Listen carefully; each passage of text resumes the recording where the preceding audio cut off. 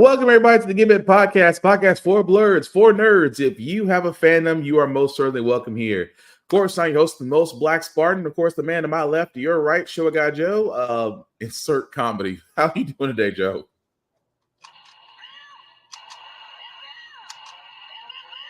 I was left unsupervised again. Usually I used to get things as you got that. But no, but aside from that, guys, even though me and Joe are seasoned, as we like to say here, we do try to watch our language, but sometimes words do fly.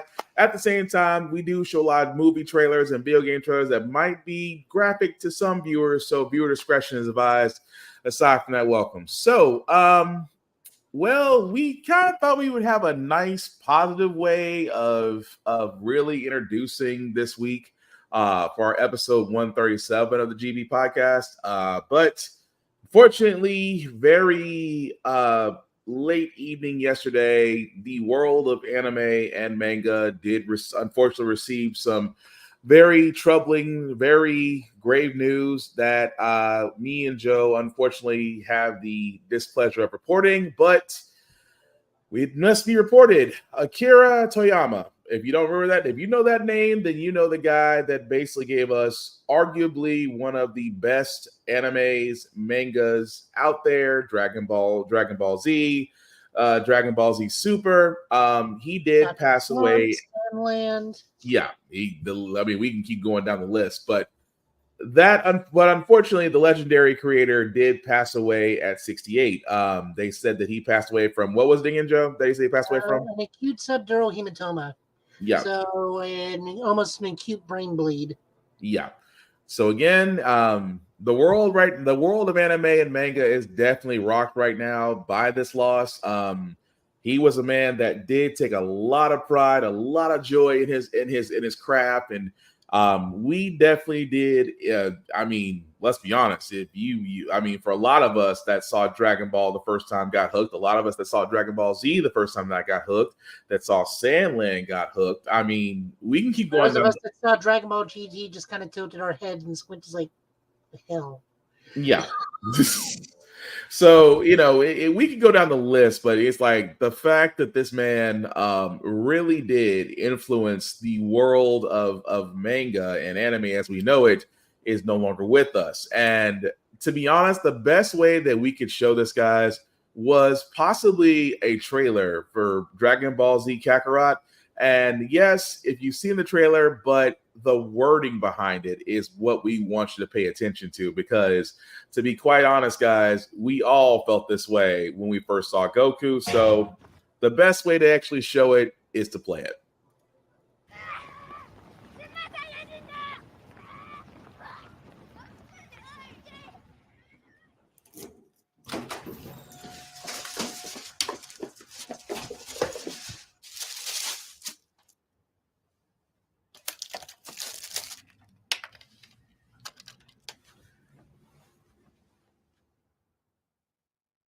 あの頃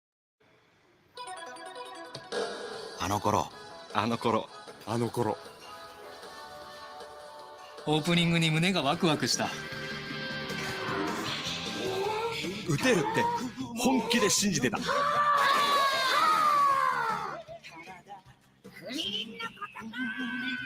アニメの翌日はその話で持ちきりでみんなで真似してた。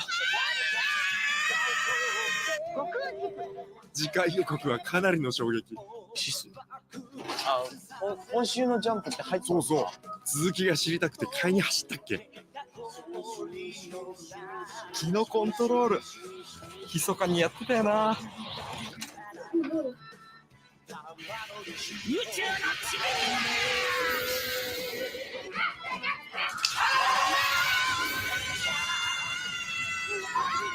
勝負のつかない技の出し合いとか永遠したりしてね。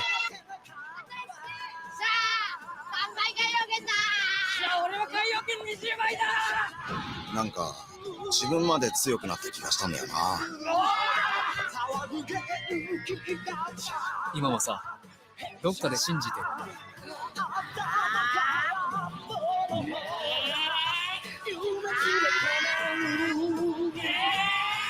僕らはみんな孫悟空だ。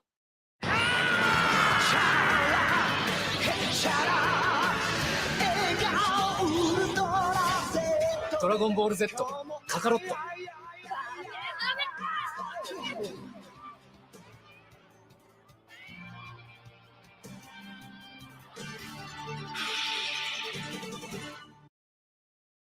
Now, I don't care who you are, really and truly, guys, even though that was a trailer for initially Project Kakarot when it came out, but the wording is still the same. I mean, tell me one person that didn't try to do a Kamehameha. I'm a grown-ass man. I still try every now and then to see if it actually works because you never know. Thank you. I mean, hey, you never know. That one time that you don't try, the one time you actually might actually do it. No, I went for the Gallic gun.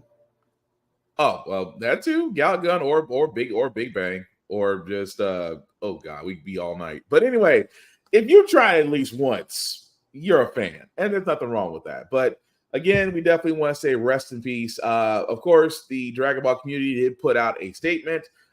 They do respect that everybody wants to send well wishes, things of that nature. But for right now, please don't, out of respect. But eventually, they're going to let people know how they can pay their respects. So let's not bombard. Let's not bombard any social pages, things of that nature. Let's be respectful. Is all we're saying. But what are you gonna say, Joe? I mean, it's one of those things of much like how the original Ball mattress passed away from aortic dissection. It's just very sudden. In all honesty, and this is going to be a little bit inappropriate, but please understand what I mean by this. I always thought Masako Nozawa would go before anybody because the woman is in her 80s. It's just one of those things of like you look at the cast, you look at their age. I mean, they're Japanese, they're going to live forever, but still, it's one of those you just always expect like so and so to be first, but for Toriyama to go, like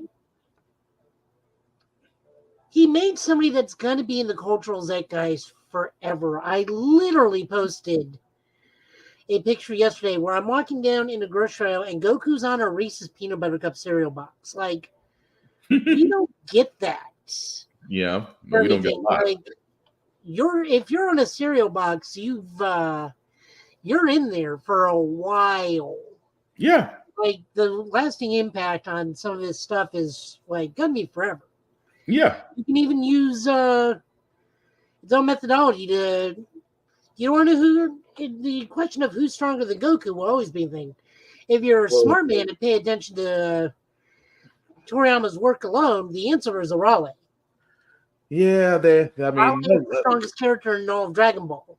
Well, I mean, let's be honest. There's always going to be that discussion of who's stronger than Goku. I mean, although Sailor Moon fans may have a point, but I'm letting that go. That debate will always be eternal. But Arale is stronger than Sailor Moon. Here's why. Because they actually pointed this out.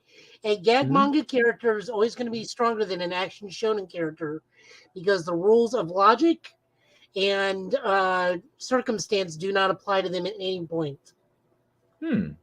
Interesting. The number of times Arale has literally split the earth in half from a single punch is in the double digits. It was even said in the Dragon Ball crossover with Dr. Slump, where Goku just tells Vegeta's like, we can't beat her. She's a gag manga character. Damn. I'm sorry. The fact that it's actually the fact that also means Luffy can now beat Goku because he's now officially a gag manga character. That's saying a lot. But again, we always but we do want to say rest in peace, Toriyama. So because again, going into those debates is a rabbit hole, but we still want to give her respect. But although it is sad news we're reporting, we do want to get to happier news because we do have a couple of happy news, actually. They're kind of quick. Me and Joe have both sat there and said that in the world of DC, or now known as the Gunverse, that, certain people that we saw on the CWDC side would be great on the movie side, which still mystified us that you had great casting in TV that wouldn't transition to movies. Hence, Grant Gustin, again, the star of the show of The Flash on CW that did have success. It was always said that because of the issues with Ezra Miller and The Flash, and or as my friend Chris Fury called it, Batman and Friends, that it was a doomed ship. Even though Michael Keaton was great, we still could have had the setup for Batman Beyond. But I digress. Anyway, Grant Gustin has always been put up in line to actually play the Flash because of his role in the CW. And then someone finally sat there and asked Grant Gustin, would you actually reprise your role as the Scarlet Speedster in Gunn's DC? Grant did sit there and say, if James Gunn asked me, I would come back as the Flash because it is a project that's very near and dear to his heart. Well, why are we talking about this? The reason why we're talking about this is because James Gunn has sat there, and again, I give the man credit where credit is due. If James Gunn is mentioned somewhere, a response is not too far off. And I do mean that because James Gunn has sat there and said that he would love to work with Grant Gustin as the Flash in the upcoming project. He said, quote unquote, Grant is an incredibly talented guy who I believe is now performing on Broadway. And it's absolutely not going to waste because he's not currently in a DC project. But of course, I would love to work with him at some point.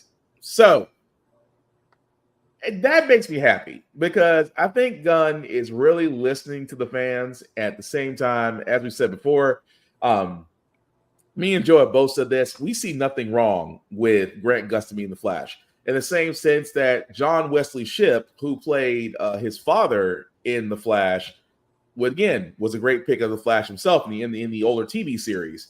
But that's good. And again, I know everybody's like, well, he just said that he will work with him. I mean, but again, let's not forget, Gunn is still in the middle of the first chapter of DC, Gods and Monsters. So it's nice to know that he already has him in mind if a Flash project comes up. But Joe, any thoughts on that?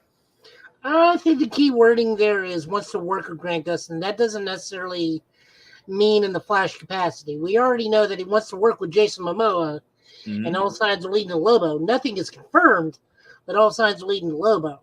I'm gonna go ahead and say you can cast Grant Gustin in numerous things, not necessarily just the Flash. But if it was the Flash, I would not cast him as Barry Allen again. I would definitely cast him as Wally West. But that's just me because let's face it, the CW Flash it's Wally's story. You just put Barry Allen's name on it. Yeah, I can see that. But no, I can still see him do Barry Allen. But I want to see the Barry Allen from the CW from seasons 1 through 3. I want that. I don't want anything after season 3 because after season 3 it was like we are the Flash and all this stuff. And if you want to understand where I'm going from, guys, you would have to go back to our podcast previously where we said there's an issue with the Flash, that the fact that every episode after season 3 with the CW just made it feel like it was getting away from it. But seasons 1 through 3 of the Flash, perfect, can't knock it. But I do take a little bit of hope out of this because again, we want to see Gunn succeed. We want to see, as DC fans, we want to see DC succeed. We really do. And again, when you have casting like the Flash out there, and dare I say, if Stephen Amell stops sounding salty, I wouldn't mind seeing him back as the Green Arrow. I really wouldn't. But, once he gets off his salty ass high horse, come right along because you did a great Green Arrow, in my opinion. But like Joe said, nothing right now is set in stone. He just sat there and said, I would love to work with the guy. But for me, that's as close to a confirmation as anything else. Because the moment I see Jason Momoa as Lobo, I'm satisfied. I'm just gonna be honest about that. But again, like Joe said, I'm sorry, go ahead. No, go ahead. I mean, it's like the opposite side of the aisle where Zack Snyder just came out and said Batman's pointless if he doesn't kill people. It's like you have the mentality of a 12-year-old. You don't understand the character at all. I'm like, Batman has killed. Batman has killed, without a doubt, but not he's not an indiscriminate killer like you want him to be. The no That's kill rule. Thomas Wayne, not Bruce Wayne. The thing that kills me is like they always say, well, Batman doesn't kill. I said, yes, the no kill rule that he has to a certain extent. But me and Joe can both quote times that Batman may have inadvertently or just out of spite circumstances killed someone. He didn't outright punish them, but the man does have a few bodies on his head. But his whole overall thing is he doesn't kill.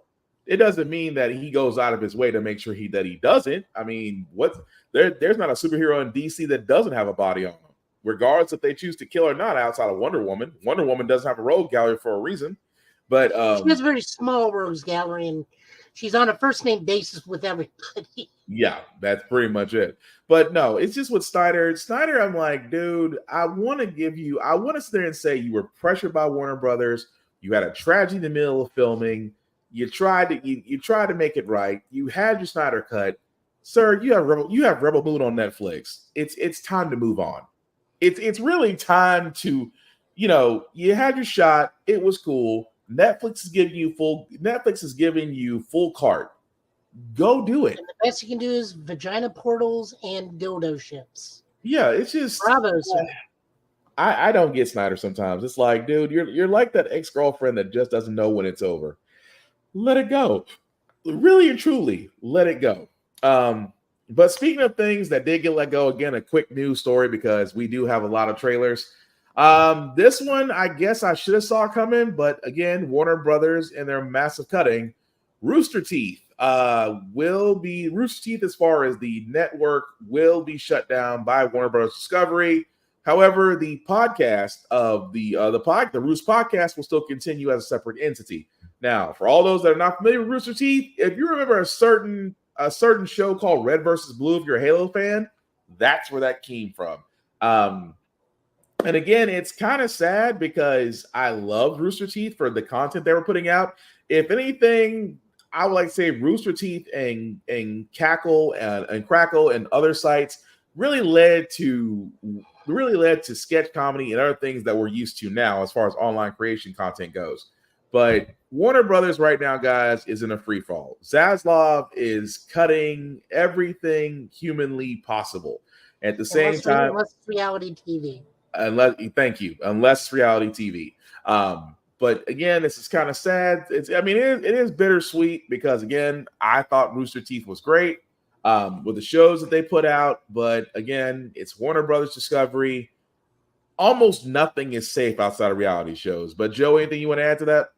I mean, there's a bit of a great loss there. I mean, Rooster Teeth certainly had its stumbles here and there with some employees. I mean, the two biggest losses here are Red versus Blue and Ruby. Certainly not Genlock. Genlock got tampered with by WB to the point where it became unwatchable. Yeah. Deathmatch, I have no idea what's going on with Death Battle. Because I know they were also a subsidiary of Rooster Teeth, but I don't know what happens with them. But no, the two biggest casualties in this are definitely Ruby and Red versus Blue. I guarantee you Microsoft will probably just do something. Yeah. You can get them. Ruby, I think, is already being looked at by certain people for purchasing efforts because, WB tried that Ruby versus the Justice League animated duology and it was fine. There was nothing wrong with it, but it wasn't over the moon fantastic. The latest season of Ruby was really good, though, and the anime series was also very well done. It just didn't draw. Those are the two biggest casualties. It kind of sucks, but hopefully both of them will be bought by their home studios or people that worked on it. Or Rooster Teeth just starts back up and goes back on its way before it does anything. Because they existed without the help of Warner. Warner bought them out because they saw them as a viable commodity, and Zaslav just likes making everything a tax write-off these days. Pretty much.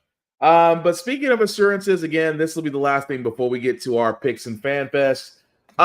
This kind of goes without saying, but I guess it needs to be said because of us switching from DC to now switching to Marvel. But Imani Vellani assured is the word they're using by Marvel Studios that Miss Marvel will return. Yeah. This is the part I struggle with because they're trying to say that the Marvels did not have an impact at the box office. However, if you look at Disney Plus and you look at Steelbook sales, the Marvels is cleaning up as far as viewership rates on Disney Plus, and you can't find a Steelbook DVD collection anywhere on the Marvels. Now, it could be the fact that a lot of people are now waking up to getting physical copies instead of digital. That's a whole other discussion. But the fact that probably one of the most beloved characters in the MCU right now has to be informed. Now, keep in mind, me and Joe both said this. Not only is Miss Vellani, of course, Miss Marvel, Kamala Khan herself, she actually writes the comic book for Miss Marvel. She's actually one of the writers, which again, a great run that she's doing right now. But it is amazing that you have to be assured that Miss Marvel is going to return, considering the fact of how the Marvels ended. Which I'm like, why is this a story? We know she's gonna be back. We know that Marvel is trying to introduce the young, and again, spoiler alert if you haven't seen the end of the Marvels, we know at some point the Marvels is gonna try to introduce the Young Avengers, and that's fine. But we know that at this point, Kamala Khan's character is integral to the MCU as it stands. So I'm just like, why is this a thing? Because if anybody's job, in my opinion, outside of maybe Samuel L. Jackson, if anybody's job is safe in the MCU, Samuel Jackson is number one. Imani Malani has to be number two. But I'm just like, Joe, am I reading too much into this, or is this just a slow news day for Marvel Comics? I mean, I wouldn't say it's a slow news day. It's just, we got a lot of recalibrating that Marvel has to do right now. I mean, they really gotta ship correct and whatnot. So telling certain cast members you're good is probably a good way to go. Like we know the Young Avengers, the all different Avengers, or the Champions are coming at some point. There's like three different iterations of this that could happen. My biggest regret is we don't have a live action Miles to pair with her because Ms. Marvel usually teams up with Miles more than she does Peter. She does team up with Peter. Yeah. But usually her Spider-Man is Miles because it was Miles, Sam, Ms. Marvel were part of the Champions. They were part of the all different Avengers at one point. Kate Bishop was kind of here and there with the Young Avengers, but Ms. Marvel was not really a part of the Young Avengers. Yeah. So, I mean, but this is the MCU, so that could be their version. But it's just one of those, regrets we don't have Miles. But back to the Mon Vellani thing. I think she's going to be fine. Hopefully they'll do a season 2 soon. That way we can have that pigeon-headed mad scientist as her arch villain for the season. Or the Hydra reappears, because I know Hydra takes over Jersey City at one point. Yeah. There's so many things you can do with her. I would say the other safe person in Marvel would definitely be Mark Ruffalo, because, if you need a co-star, the Hulk is always there for you. Oh, yeah. Regardless if his son shows back up or not, that's a different story. That part. But, less said about Scar, the better. We don't talk about. I almost wanted to. We don't talk about Bruno for a second, but no. Yeah, I mean, you're right. It's just that it's amazing that assurances had to be said. But I do hope we do see a second season of Miss Marvel, because again, that was brilliantly written. But some things I'm like, does it really need to be said because of her popularity? But I digress. But anyway, before we get to our FanFest trailers, because we did have some picks of games that are coming up that we think you should pay attention to.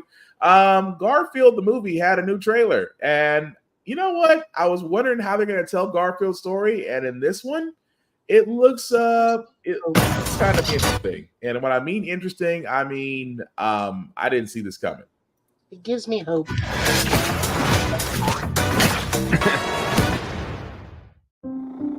Wait here, Junior. I'll be right back. Oh. You hungry, little guy?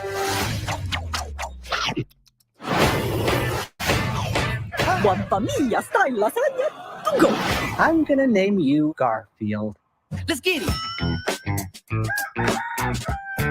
Good morning. You deserve to be seen with somebody as fly as me. Somebody.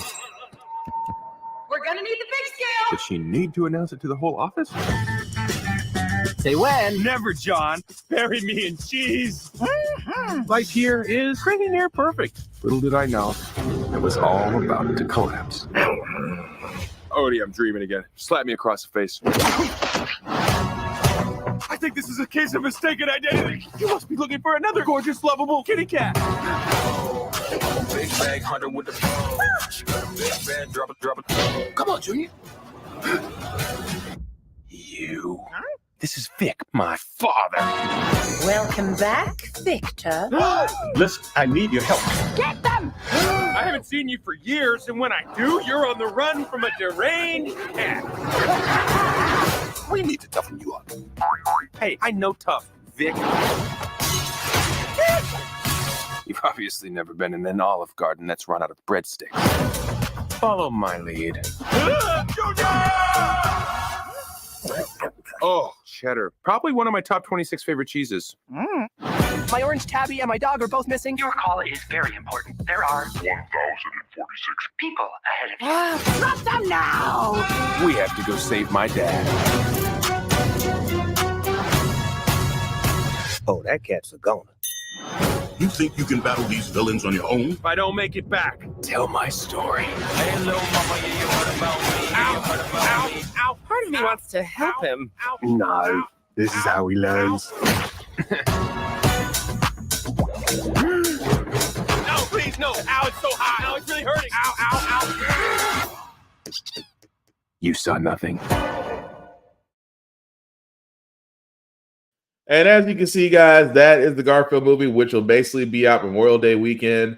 I'm sold. I'm sold anyway, regardless of Chris Pratt voicing it. But the fact that I was wondering how they were going to do his story and bring in his father, and then shout out to Odie, because Odie was waiting for the moment to slap Garfield, and that was years. That wasn't just moments. That was years of aggravation, that slap. But Joe, what did you think? My only complaint is that Garfield's mouth moves when he talks. Like, I understand this is a new thing, but for me, it's like for me and you, we were trained on all the specials and Garfield and Friends. The only time he physically moves his mouth is when he actually meows. Any other time, it's like internal monologue and just like Pets knowing or John being mildly psychic, understanding what Garfield needs at all times. But like, that's one of those like, why is Garfield's mouth moving? You could save so much on your budget if you didn't make his mouth move. Fair enough. But no, it was definitely going to be good. Like I said, it comes out Memorial Day weekend, so we're definitely looking forward to that. So, IGN Fanfest. Yes, it did happen a little bit late February. We are now getting to it. If you didn't know what IGN was doing, IGN actually, much like the Video Game Awards, much like Summer of Games, they do come out with a couple of games that are features, also as guests, things of that nature. Me and Joe actually looked at the games, and we actually took our picks. However, if you want to look at all the games, you can definitely go to IGN's YouTube page and check out all the trailers for the Fan Fest. We're only taking the ones that we think are pretty cool and that you should be paying attention to. But I'm gonna first start with I'm gonna start with this one of yours, Joe. Space. If you've seen the cult classic, I know me and Joe have. I know probably people of me and Joe's age probably have. Well, if you ever wonder why a video game was never made, well, you got your wish. Here's the trailer.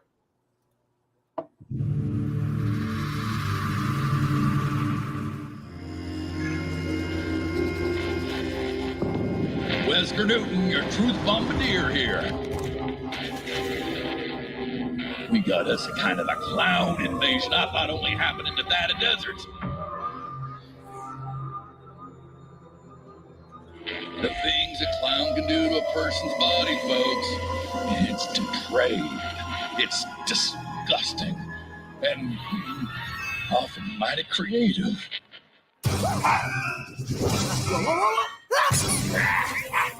They got big shoes for a reason, folks.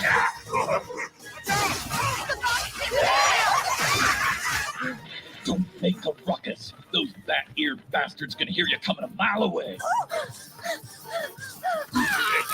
Teamwork is life, amigos, and you have to stay alive to win. Hell yeah! Shit! Got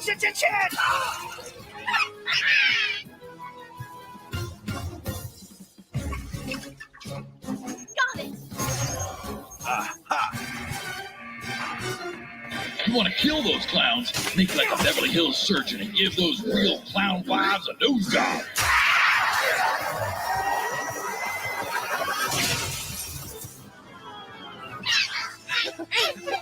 Clowns are here. Clowns are now.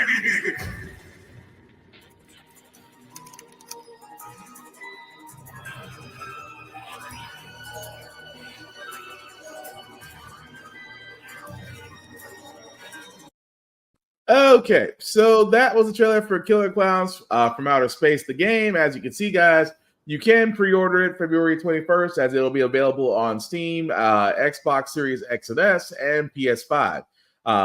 Also coming out June 4th of this year. I did not expect them to go a route of kind of like the Dead by Daylight, Friday the 13th games, where you're really solving puzzles versus actually fighting them per se, but it works. I'm not really a fan of those types of games, but I can see how that can appeal to them. And graphics look great. Killer Clowns, they're doing exactly like the movie does. Again, you have to watch the movie to understand why certain things the guy is saying that you need to do. But I see no issues with it. I see he'll do very well. But what about you, Joe? I mean, these are the people that made, well, not made, these are the publisher, but these are people that put out Ghostbusters Spirit Unleashed, which was, and still is probably the best Ghostbusters game we have to date, bar the actual one with the original Ghostbusters back in it. But, I mean, I'm looking forward to it. Is this something I'll pick up? Maybe. I don't have a strong connection to them as I do Ghostbusters. Be one of those, I'm going to see how many of my friends actually get this and play it, but I'm still going to stick around and bother Ofan to keep updating Ghostbusters. Cool. I mean, it looks like a solid title anyway. But moving right along, guys, I wanted to cover this because number one, it has Sean Bean in it, and number two, we hope he survives. If you're a fan of Hitman, I know because my favorite Hitman game was Hitman Absolution. Here's Hitman World of Assassination: The Undying.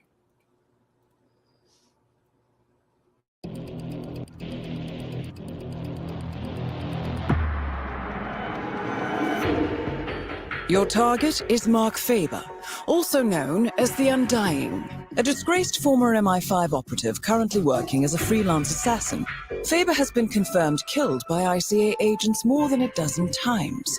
On every occasion, he has managed to come back from the dead.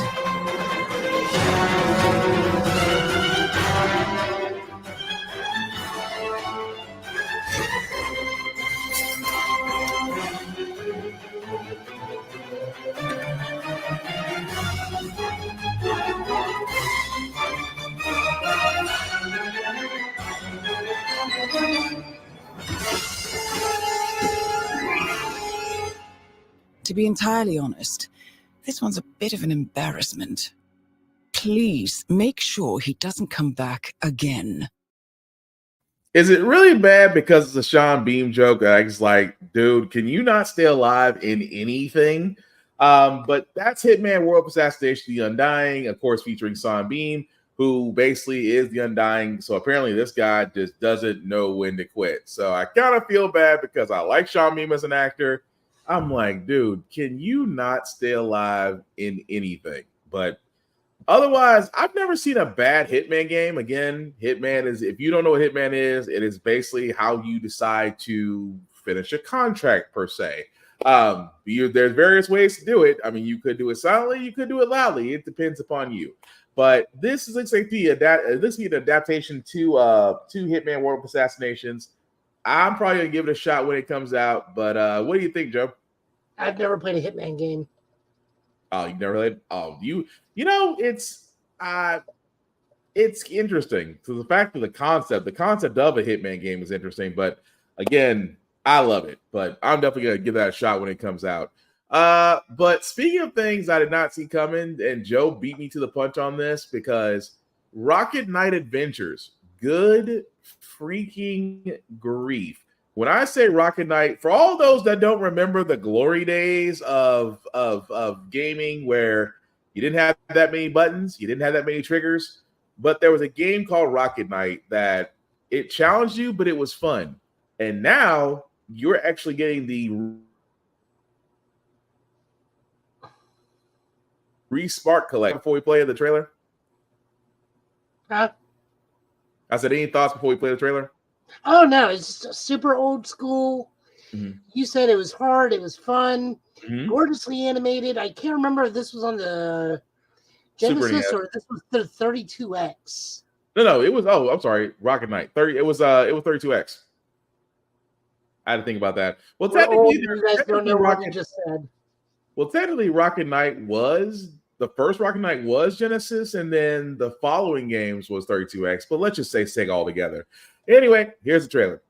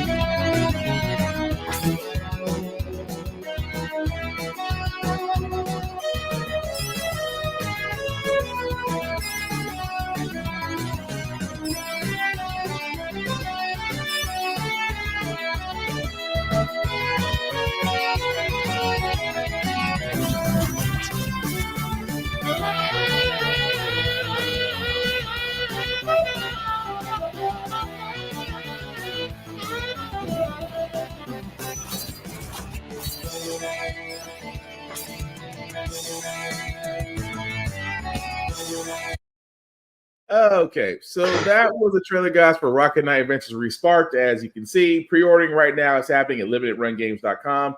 It will be available for the Switch, the PS5, and PS4. Again, like me and Joe said, we grew up on these. I mean, for all those around me and Joe's age, or if you have the ability to play it on a ROM, it is fun. Difficult? Yes. Fun also. But that you're getting all these games, it's almost like it was repackaged the same way the Mega Man X collection was packaged. So you're actually getting a lot of great games with different modes on it that you really will enjoy. But again, I got no issues with it. I'm definitely picking that up when that becomes available. But definitely pre-order at limitedrungames.com for that. But Joe, anything else you want to add to Rocket Knight Adventures? No, it looks fantastic. It's Limited Run Games. They do good work. Cool. The other one we have, speaking of classics, Turbo Kid. For all those that don't remember the cult classic movie of Turbo Kid, it is definitely a classic, and it is weird, over the top, but fun. But they actually did a video game for it, and when I saw the trailer, I was like, I would give it a shot. Here's the trailer for Turbo Kid.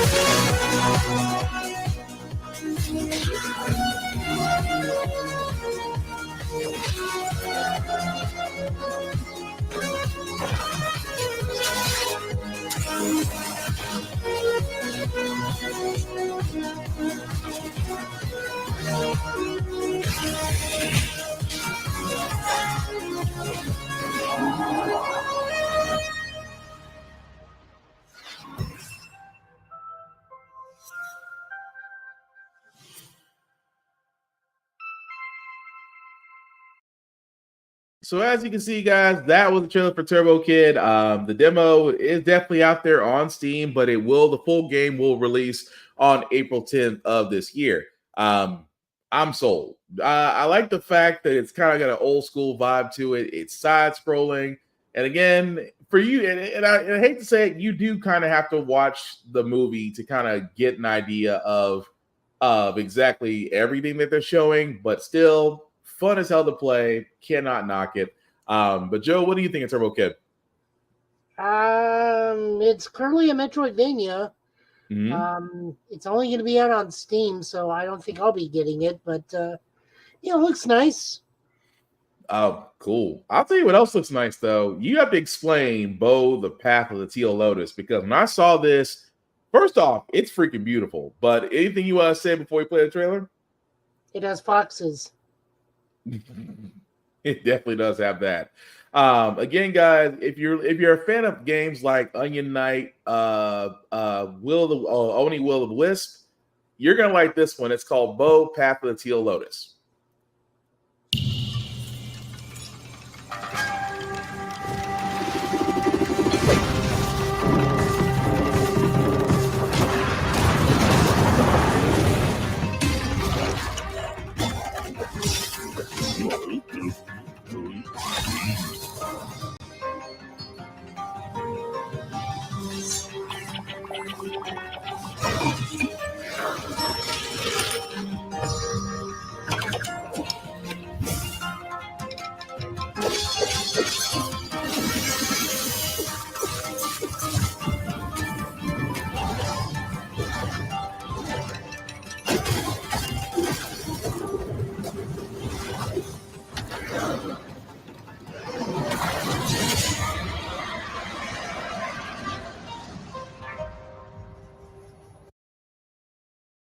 Holy crap. Well, that was Bo Path of the Teal Lotus, guys. As you can see, you can wishlist it now. It will be available on Nintendo Switch, PS5, Xbox Series X, and Steam. That is a lot.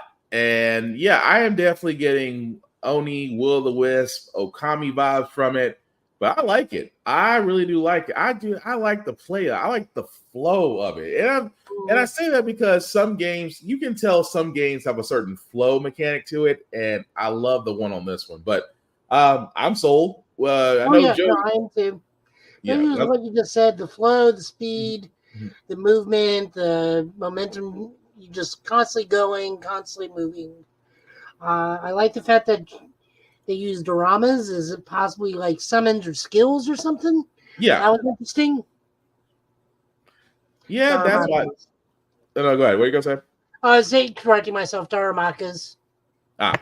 Yeah, but I mean, yeah, it definitely looks cool. So I'm definitely down for that. The next one, guys, again, this was a surprise to me because when I first saw the name, I was like, the name doesn't really grab me. So I always say don't judge a book by its cover, which I'm glad I didn't, because if I did, I would have missed out on this. This next trailer is called Footlock: The Siege of Dawn, and I'll let you guys be the judges on if you keep up with it or not. Can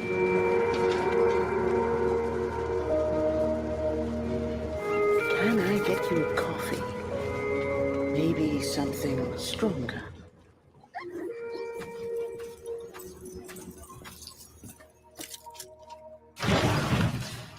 Take care, good host.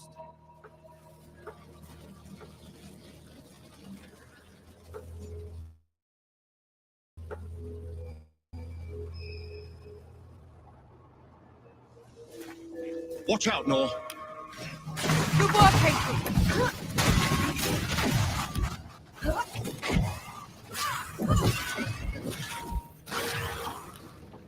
Come on, then.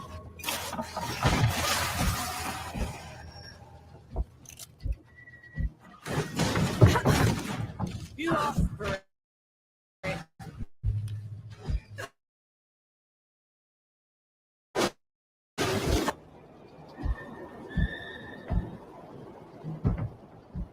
Is it me, or do those statues look like you? They were probably inspired by one of my visits. I traveled to the above when the great below got too much to bear.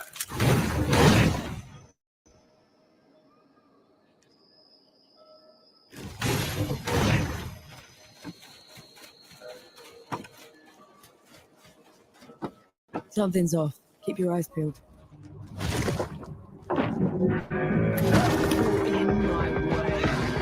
Resist, Nor.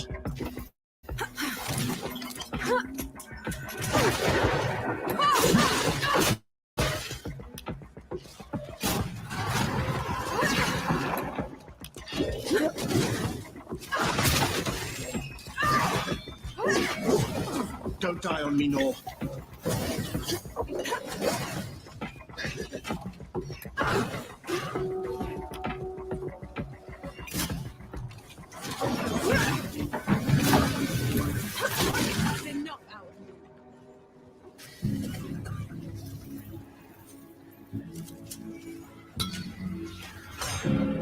Ready to fly when you are.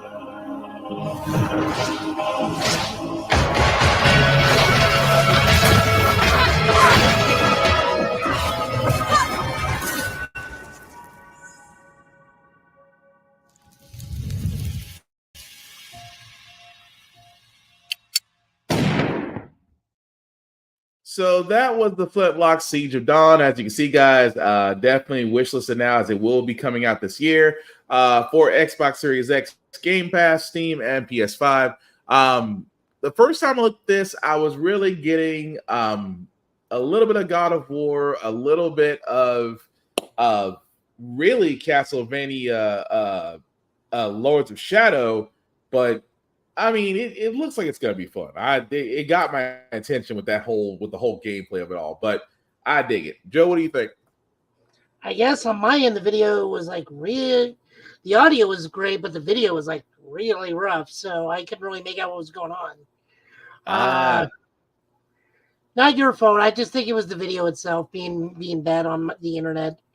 It looks like you're a fairly straightforward action platformer. I just hope it doesn't go the way that last time they did it. Not yet. With Forspoken? the animal companion. Yeah, Forspoken. Hopefully it doesn't turn out to be a new Forspoken.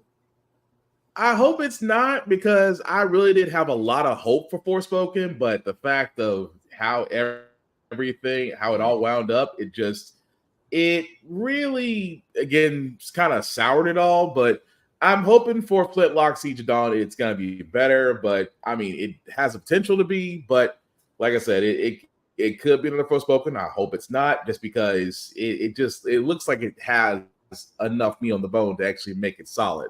But speaking of solid, I gotta ask you about this one, Joe. Dungeons of Hinterberg. I have never. Say what? It just looked pretty, so I gave it to you. I was gonna ask about this because the name of it all and how the animation it looks, guys. Let me play it. You'll see why I was slightly confused for a second. But here's the trailer for Dungeons of Hinterberg. Join us in Hinterberg, Austria's hidden gem, where relaxation meets monster-slaying adventure. It's the only choice for the discerning traveler. Join us now up into the majestic peaks of Toberkogel, where your adventure starts and the secrets of Hinterberg begin to reveal themselves. If you thought the mountains had a lot to offer, wait until you see the fantastical forests of Hinterwald. Brimming with magic and mystery, they are a must-see for every visitor. And after an exciting day dungeoneering, come back to our bustling town and enjoy all the amenities Hinterberg has to offer. Relax in our world-class spa, join a new friend for a drink, or take in a movie. The residents are friendly and open to sharing the town's secrets, which will serve you well on your adventures. Armed with all that local knowledge, we suggest you next head out to Kolmstein, where the gorgeous glaciers definitely won't leave you hope. In fact, they're a hit with everyone. It's a beautiful area with hidden depths to discover and some exciting surprises. Hold on. I guess we did promise surprising. Our newest attraction, the recently opened swamps of Brunnersund. It's the latest hotspot for slayers, teeming with new perils and unique curiosities. So from all of us at the Hinterberg Tourist Office, we look forward to welcoming you for your ultimate slaycation. That was interesting. So that was Dungeons of Hinterberg. As you can see, guys, will come out summer of this year for Steam, Game Pass, Xbox Series X and S. It kind of reminds me of Monster Hunter. If Monster Hunter and what's the best way I could put this? If Monster Hunters was done in full color, like the coloring art style. That's what I said, it threw me off when I first saw this. I was like, oh, the name and the whole story of how everything adds up. I was like, this is different, but I can see the allure. I can see it doesn't have that same type of grit or dirtiness to it as other games do. It's more of a lighter, cleaner, attracting people. Like, you still want the action, but probably not all. I mean, you probably want cartoon violence, but that's probably as close as you want to get to. But I can see the allure of it. It's definitely interesting. They're saying, how hack and slash is more of a leisure trip, but I could dig it. But yeah, it was definitely interesting on that one. But yeah, I see why you got it, Joe. I mean, don't get me wrong, artwork is great on that one. The whole animated cell shade is really cool. It just threw me off when they started explaining exactly what they do there. But either way, pretty cool. The trailer reminds me, it's like, what if The Legend of Zelda just took a vacation over in Switzerland and did stuff there? Pretty much. Oh God, it just now hit me. The Four Swords. That's why that animation was bugging me. It reminds me of the Four Swords. But no, still looks interesting as all get out. So the last IGN trailer that we have, guys, from FanFest is Forever Winter. This one is different just because it's a tactical survival horror shooter. And again, if you have not seen it, guys, and I know we probably should have said this beginning of this before y'all started this, this one may be a bit graphic, so viewer discretion is advised.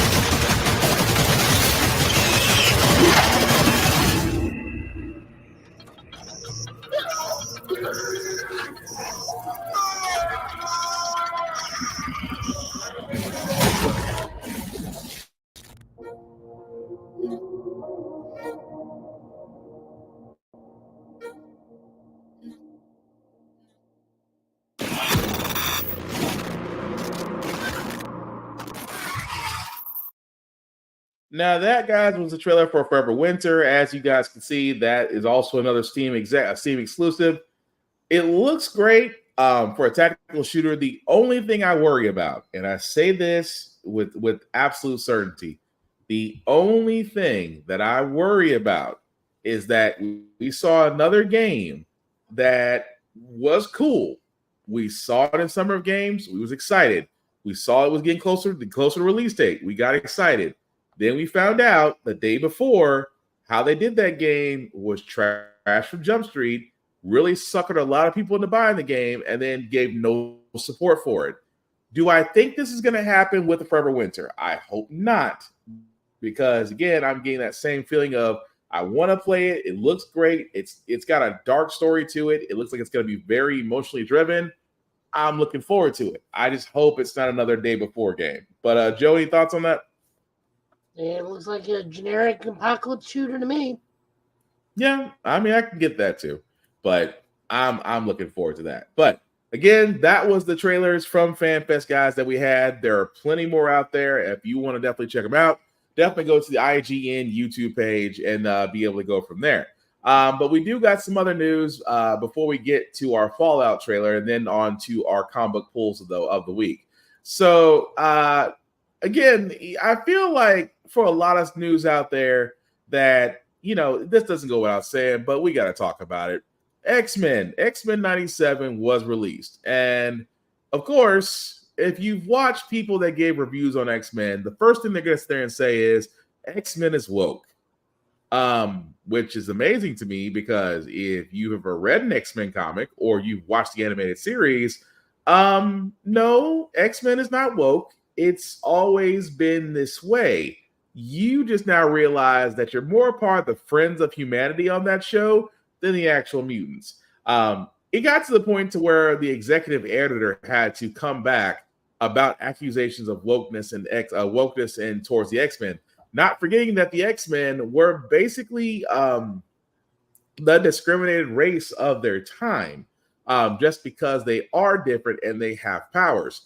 So I know this, like I said, usually I was going to chalk this up to a slow news day, but I am just surprised. Since X-Men 97 has came out, so many people are sitting there saying, well, how can you know X-Men is woke? Morph, how is Morph non-binary? Because he can shapeshift. Same way like Mystique. Mystique can shapeshift. It's not, and if you followed her story with Nightcrawler, you'd really be mad about that from that standpoint. Although that's well within her ability. But again, it's interesting because I love how they said this right here. Reading comprehension is an all-time low. Yeah, it is. Because if you've never seen the X-Men, then you already know it's not about wokeness. It is literally about how people are different, are viewed, and sometimes hunted. Hence why Magneto and Professor X, if you wonder why they sound like two certain civil rights leader figures, it's because they were based on them. Again, X-Men is not woke. This is not new, but it seems to be new for people that are just now jumping on the board, jumping on the X-Men train and not realizing this is how it's always been. But Joe, any thoughts on that? As much as I applaud Tom Brevoort for doing this, this is one of those I wish he wouldn't feed the trolls because, you know, interacting with him just brings out more and more and more. I know that this got screened by screeners. The show itself does not actually come out until March 20th, which is not too far away. We already have the title announcements for the episodes. I don't get people sometimes. Like, we know this. In all honesty, we knew this was coming because we've been saying, we can't wait until they announce X-Men so that everybody can say how woke it is and not completely misunderstand the message of X-Men. Yeah. This was Stan Lee's outlet for minority discrimination in 1963 when this came out, along with the other creators of it. I mean, Chris Claremont was very, very straightforward in what he wanted during his phenomenal run in there. The key to X-Men has always been about discrimination and treatment of minorities and mistreatment of the misunderstood or the unknown. So, like, I don't get people. Like, at this point, we're just using that. It's from Princess Bride. You keep using that word. I don't think it means what you think it means. Pretty much. Like, but yeah. No, the whole non-binary thing is the stupidest thing in the world because he's a shapeshifter. He can identify as anything he wants. Just because they're using the amorphous face from the Exiles now as opposed to his human face that he presented the whole way through. I mean, half of that was because I don't even think the Exiles was a thing at that point. No. So, like, they didn't really have, like, they knew who Morph was. He was a tossaway character. It was like, one of the other characters that became really big only in Exiles, but he was like a tossaway character in the X-Men. The one who could, like, absorb powers and then, like, keep a set of 5 powers, so he had all 5 powers of the X-Men for Mimic. That's what I'm thinking of. Oh, yeah, okay. I was like, wait a minute. Right. Yeah, so it's like, this just annoys the crap out of me because people just, like, prove that people will complain about anything and they don't understand what they're complaining about. Pretty much. But again, you shouldn't be surprised. I mean, if you're surprised at this point, whoo boy, there's gonna be some stories that are gonna about next minute. They're just gonna have you just all over annoyed from your mom's basement. And I'll say this much: for those of us that are X-Men fans, we know what the book's really about. It's how messy a breakup is. It's how 2 middle-aged men break up and make their breakup the mess of everybody. Bring everybody in their business. That's the core thing of the X-Men. Although Magneto was right. Magneto was right the entire time. Matt Isengard, or Eric Lisher, or Magneto, or whatever we're calling him this year, he was right. Like, maybe not to the point of the experiment doing what was done to him to that extent, but he was right. Oh well, yeah, but yeah, it's like why I agree with Megatron half this time. And sometimes peace through tyranny is the only way things work. Maybe not to that extent, but also, he got lost. Megatron got lost in his cause, but he got better. That is true. But other quick news before we get to our Fallout trailer, guys. Again, we should not be surprised by this. PlayStation is issuing refunds for Suicide Squad Kill the Justice League because of technical issues, of bugs, live service fails. PlayStation is even arguing that if you did do a request for a refund, more than likely it is going to be recredited back to your account. And I feel bad for Suicide Squad Kill the Justice League because it had so much promise coming from Rocksteady, coming from the Arkhamverse series. You think that they would have had this nailed, but again, various issues, deadlines that had to be met. The live service that tried to go along with the game failed horribly. Everybody had guns, which again didn't make any sense considering 2 of the characters are not really gun users. And let's not even get started on the story that they went with in the game. Again, it was a massive train wreck from the beginning.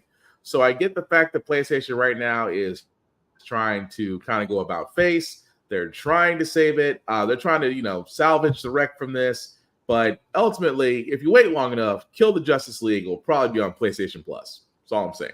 But Joe, any thoughts? I mean, the only other time they've done this, just flat out hand out refunds, was Cyberpunk 2077 in the PS4 version. But I mean, this gets on. There's another story that kind of ties into this is the WB executives are doubling down on the live service, despite the fact that your live service game tanked, but your one and done AAA light IP single player game brought you $1 billion. Hogwarts Legacy brought you guys $1 billion, but you're going to tank that to continue with live service, which is a failing trend in the game industry, unless it's an FCG. And even then, we got so many people griping about Tekken Store, but they don't understand certain things about fighting games are function a little bit differently than other DLC. Like a lot of times, and I don't have insider information. This is all my perspective of how the game industry works, but I follow enough gaming related people to where I feel like I can say this comfortably and not sound like an idiot. Fighting games their DLC is needed to fund the next character in line for DLC, or in some case, storyline expansion. But even then, it's very minimal. Or implement new stages, new characters, which is why we pay real money for costumes and whatnot. But like a AAA DLC is probably planned along with the game. Like the new Spider-Man DLC, the new Spider-Man patch just dropped. They gave us new suits, new game plus, and a whole bunch of other implements.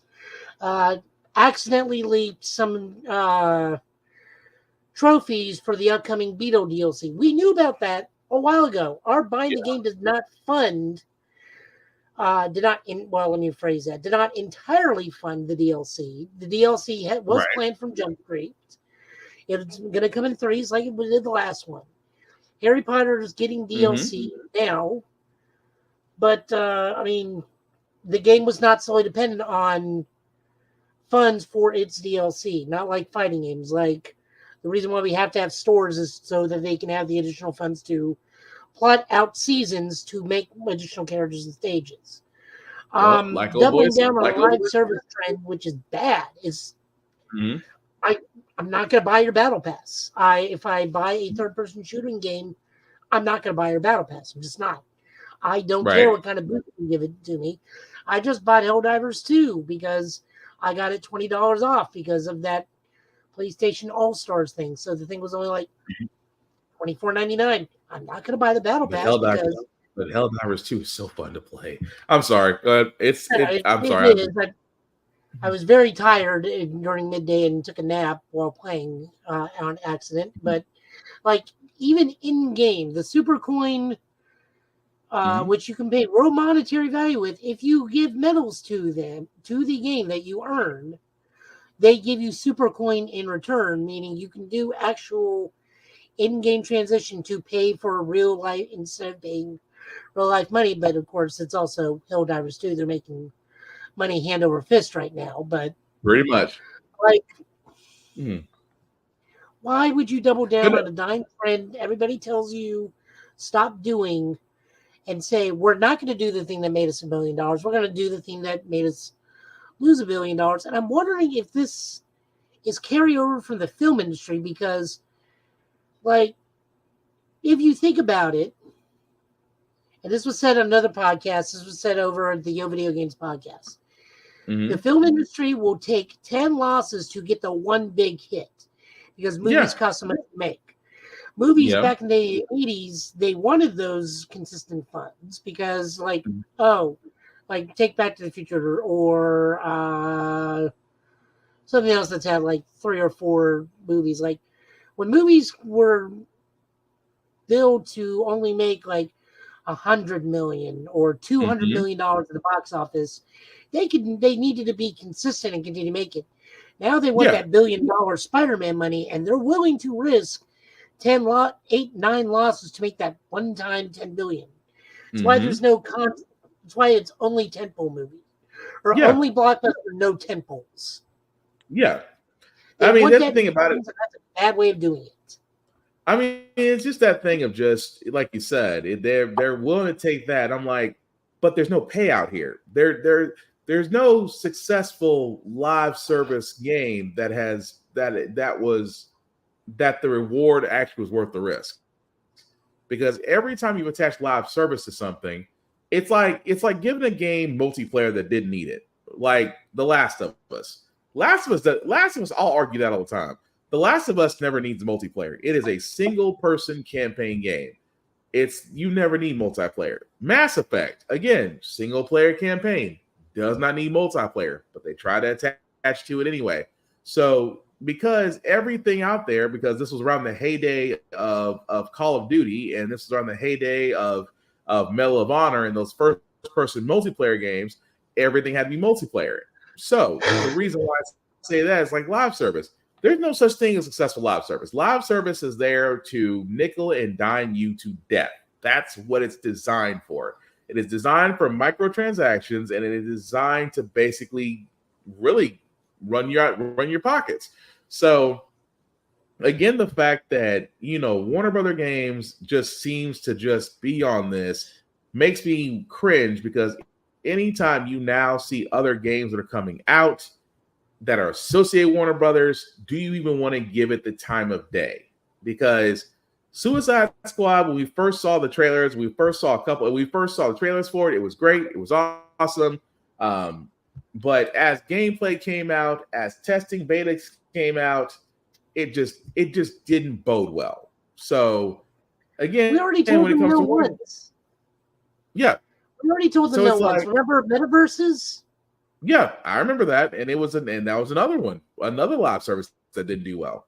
Yeah, they had to pull their open beta down to fix it and re-release the product in a better stage at an indeterminate time. But they were more than willing to sell a battle pass that no one wanted for an open beta. Yeah, think about that. I mean, crazy enough, that's the messed up part. But Warner Brothers is never going to learn. I've kind of just chalked it up to that. But again, I digress. But the last two stories we got before we get to Fallout, guys. Again, I'm kind of looking forward to what DC is going to do with this one for their crossover series, Absolute Power.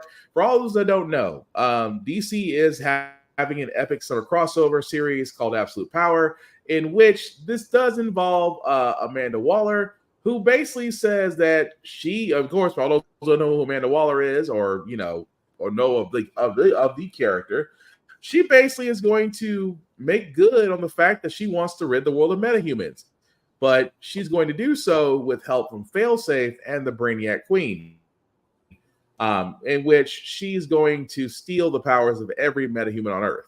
So, from that premise, it makes me want to read it, just because Amanda Waller, of course, for all those who know about Failsafe was in the, I want to say, next to recent run of Batman. No, he's still going.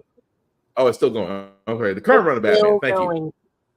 Okay, thank you. The current run of Batman. If you don't know about Failsafe is basically the robot Batman created to basically stop him if Batman ever went dark side. So and again, me and Joe kind of reviewed a few issues of Batman where it did include Failsafe and it did include Zoran and Ross. So again, go back to our other podcast episodes if you want to catch that. But the fact that Failsafe and the Brainiac Queen will both be a part of this makes me want to actually read this and see where they go with the story. This is basically going to be the team of writer Mark Waid and Anistan Mora. But again, I'm down with this. What about you, Joe? I mean, this is DC's counter programming to Marvel's Blood Hunt, but they got Mark Waid, of very famous thing. If you don't know who he is, he single-handedly made The Flash one of the most popular characters in the 90s with his legendary Wally run. No pun intended. He is currently working on one of the best books DC is putting out right now, which is Batman Superman's World Finest. Dan Mora, we've sung the praises of that man many a time. The principal artist on Power Rangers. This has just been going good. I like that they still have that cohesion, because Amanda Waller has been the big bad in multiple DC formats for quite a while now, and the fact that she's leaping up to the big leap in the forefront just shows how much faith they have in her to be a consistent villain. Yeah. But I mean, she's also one of the only, she is Nick Fury times 10 and far more suspicious and mistrusting than Nick Fury could ever hope to be. Yeah. I mean, sorry, go ahead. No, I was just saying, no, you're 100% right. I mean, Amanda Waller trusts nobody, in the fact that she will use any and all means to basically carry out her mission. So, I am just, it's interesting that whenever you see Amanda Waller, you see the Suicide Squad, and the fact that you're not seeing Task Force X, for all we know, let me stress this. The fact that we haven't seen a mention of Task Force X anywhere with Absolute Power does say something different, which I'm all for different storytelling without actually having put two together, but I'm looking forward to this when it comes out in the summer. But I don't know if there is a Suicide Squad book. I know there's one that's tied to the video game, but I don't think they're actively doing a Suicide Squad book at the moment, because I probably could be wrong. Well, they could be including them Watchmen absolute power then if that's the case. If they don't gotta run their own. I know Roy is out doing something now, but I think Harley's part of Birds of Prey. Okay. I don't know where anybody else is at the moment right now because I'm only reading so many books right now. Okay. So I don't know if there is an active Suicide Squad book going at the moment. No, that's good. That'll be good to know. But like I said, we got this. We got the summer to find out, so we'll definitely know about that. But Joe, I do got to ask you about this one because you have stumbled on something new. What if Watchmen had 6 Dr. Manhattans? So, sir, could you explain to those? Because again, I know I read a little bit about this, and I'm kind of interested. But what is the power fantasy, sir? Oh, this. So HBO, it means X-Men. So Kieran Gillian's is getting a new book. For those completely unaware, Kieran Gillian has been one of the 3 British brains of the X-Men franchise right now. I just wanted to promote this because Kieran Gillian is a solid writer, and I feel like he deserves all the credit in the world. So this is just promoting his new book, the series, The Power Fantasy with Caspar Wingard. Okay. The artist. So that's all this really is. I just want to bring this attention. I will probably definitely look into it. We'll definitely give it a shot like we do everything else that comes along that I think would be good book to read or show some form of representation. And already we got 1, 2, possibly 3, 4 people of color in the book already. Well, but I like the premise that they're not really superheroes, but at the same time, they kind of have this kind of, I'm not gonna say lackluster toward helping humanity, but it's different. And again, if they're trying to put in the world of Watchmen, Watchmen definitely had some gray area superheroes, and then you had some darker ones. So this makes me really look forward to this as far as this Power Fantasy series. But I like the premise of it all. I really do. I mean, when you have the power of the god, you just kind of get bored with the mundane things of life. I mean, remember, Doom's been a god twice and gave it up both times. Well, once because he was just literally bored with it, and the second time is because Miles gave Molecule Man a cheeseburger. So yeah, that is also true. But we're definitely looking for that book release when it comes out, and like we usually do on our comic pull list, we'll definitely add it there. So, Fallout. Fallout, guys, of course, we did play the trailer for it when we first saw it, but as we get closer to the release, they did come out with a new trailer for Fallout, and I do have to stress this very heavily. This is Amazon Prime. This is not for kids. Viewer discretion is advised.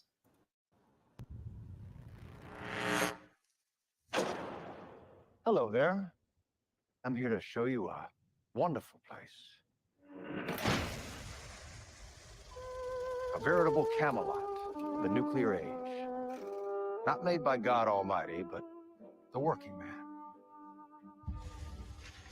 You can be a hero by purchasing a residence in a Vault-Tec vault today. Because if the worst should happen tomorrow, the world is going to need you to build a better day after.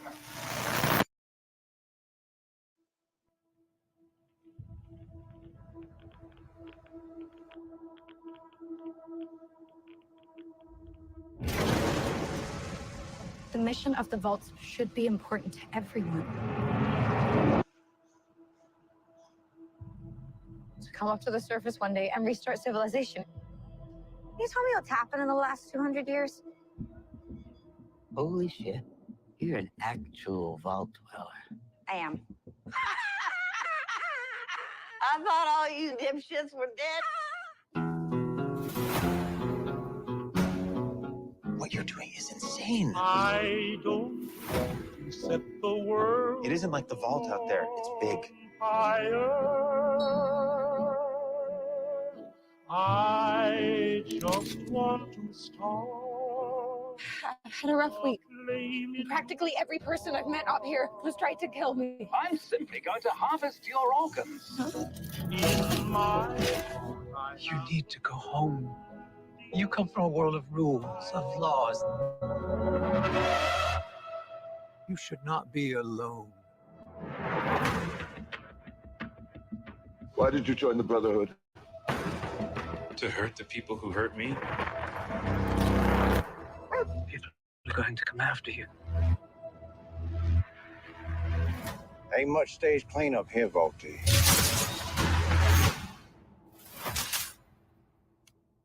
Well, now that is a very small drop in a very, very large bucket of drugs.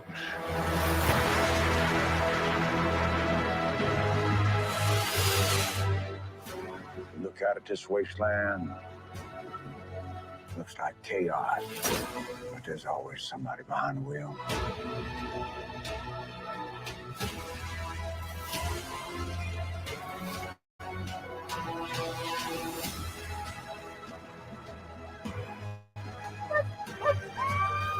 What is happening here?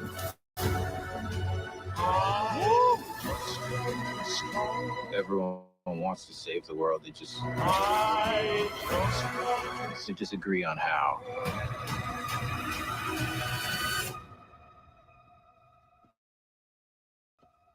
There you are, you little killer.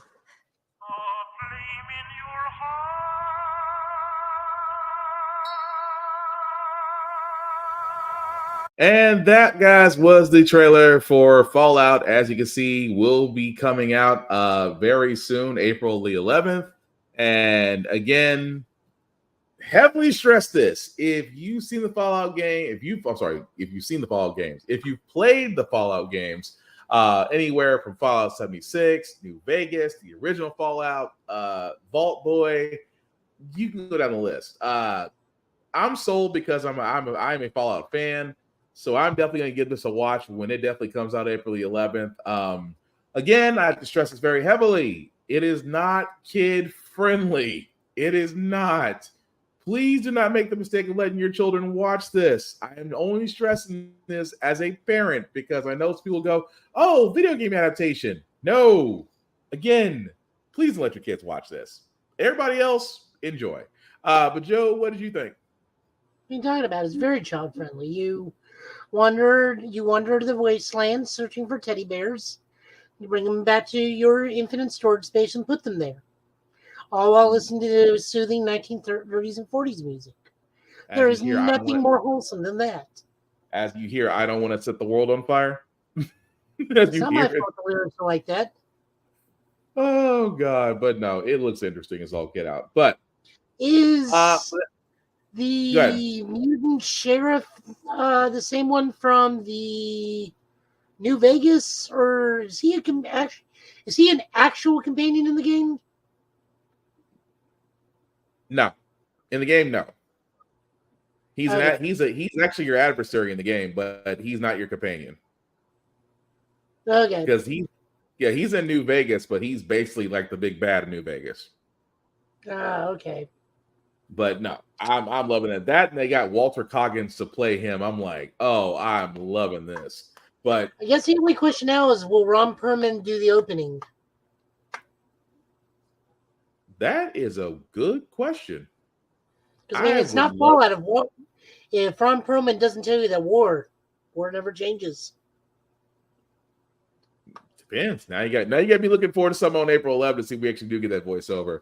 But no, aside from that, it definitely does look good. As we're getting ready, guys, to get to our comic pools, again, we always want to stress very heavily, and we want to show love first and foremost to Rick's Comic City. Again, Nashville's #1 place for comic books. They have 2 locations, Nashville, Tennessee, and Clarksville, Tennessee. So you can definitely check them out for your comics, for your mangas, for your anime, collector's items, things of that nature. If you want it, they have it. Again, Nashville's go-to place for the last 7 years for this type of thing. Also, go to rickscomiccity.com if you definitely want to check them out there. If you want to do pull lists or card covers, things of that nature, trades, you can do so from online as well. If you are not in the middle of the Tennessee area, guys, please support your local comic book stores, support your local libraries, especially the libraries, because, guys, we cannot stress this enough when it comes to local libraries.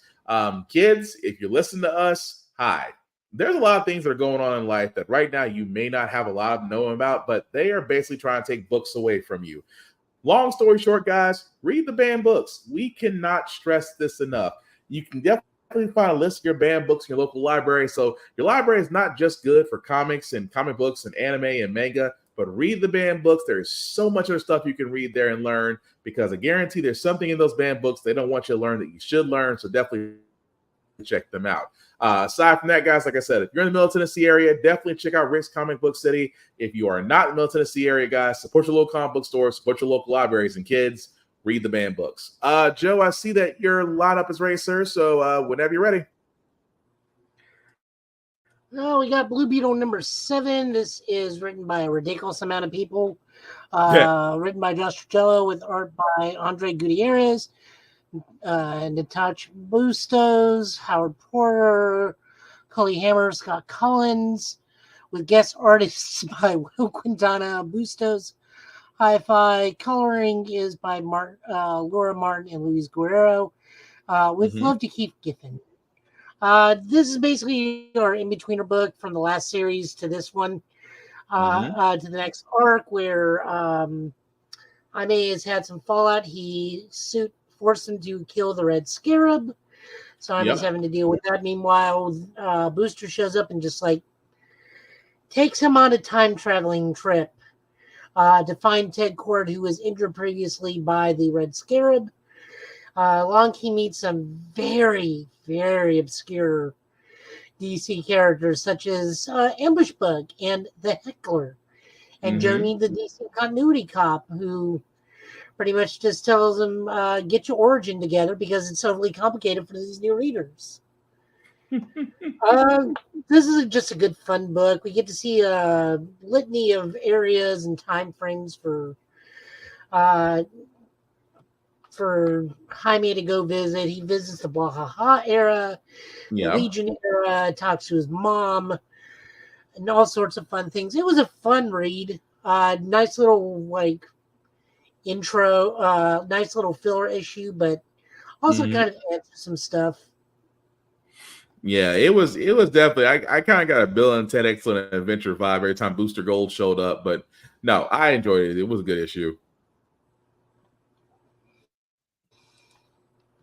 Next up, we got Kneel Before Zod number 3. This is written by Joe Casey and Dan McDad as the artist, with David Barron as colors. So the word gets the Coons continue. Ursa's just not having it with Zod. Zod's still trying to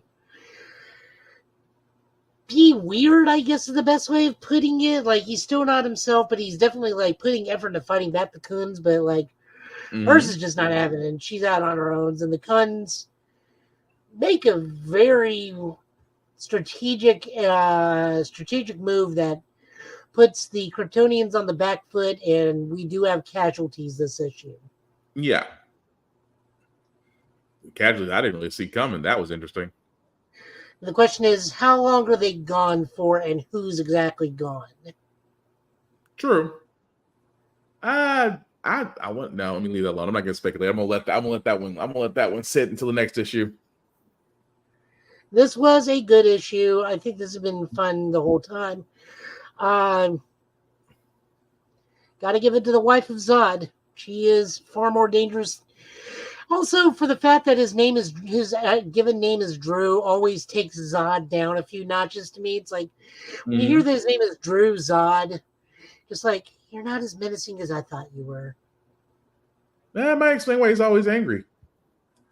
With a name like that might explain his anger level, but just saying. It's like in the Drew Carey episode where you hear his full name. Drew Allison Carey's like, his mom was hoping for a girl.